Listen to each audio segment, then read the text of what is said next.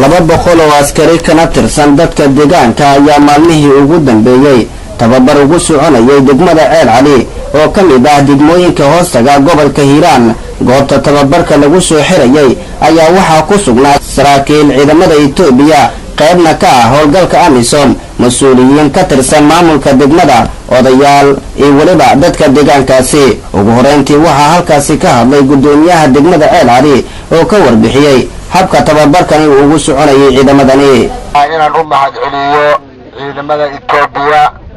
oo aad noo taageeray oo ciidamadaasi aad arkayseen xeeladaha kala gedisan idin tusayay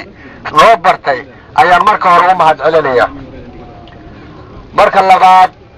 waxaan rabaa ciidamada haddii lagu tababaro oo asaaskii ama kooxdii ama guudidii ama ururkii hore lagaga soo saaro tababarka adigana inaad dadaal kala samaysid oo ay dhalinyaro ka daba timaado laga helana degmada Ceel Cali ayaa laga rabaa iyo deegaankeeda ama dadka gaal jecelba. waxaan rabaa marka inaan idin sheego dagaalo badan aan galnay Soomaaliya haddaan waan naqaana markaan dagaal galno oo xataa ha noqdo dagaal sokeeyo ama dagaal qabiil ha noqdo ninkii geelle hashow dhiibiya ninkii lacag haysta lacagtii u bixinaya gabadha dhagaheeday furaysaa. weli hadda ma jirtaa walayna gabar Ceel Cali oo tirsi ciidamada lagu tababaro daafkan waa iga yimid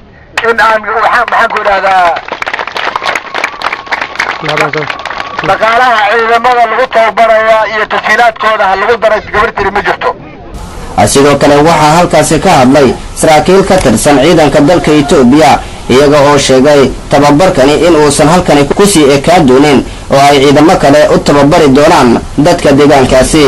ስራው መሳካት እንደቁልፍ ተጋር በመጀመሪያ ያዝነው ከግዳያችን ጎን ለጎን የህዝብ መደራጀት ስራና ካይሚኒሻ ማደራጀትና ወታደራዊ ስልጠና መስጠት ሲሆን በዚህ መሰረትም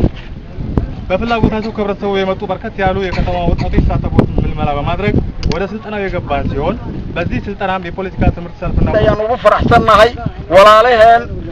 Itoobiya oo ciidamadaas inoo tababaray waana u mahadcelinayna boqolkiiba boqol. የመረቃቀን መብቃታቸው እንዳለ ሆኖ ይህ ዛሬ የተመረቀው የሚኒሻ አካል ቀጣይ ከዚህ በኋላ ምን ለመስራት ተዘጋጅቷል ብለው ያስባሉ? انا وقع عيدك كاسي tababarka maanta waa xiriyay saacada wixii ka dambeeyay waa military libo wax dhigi kara male waxayna u dhaqaaqi doonaan goobaha ay ku dhuumaan kaymaha ay ku dhuumanayaan iyo tuulooyinka ay ku dhuumanayaan waana ballan arintaas ayadaano afkooda ku Cabduqaadir Umar Ibrahim Cabduqaadir Nadara TV-ga SBC Beledweyne.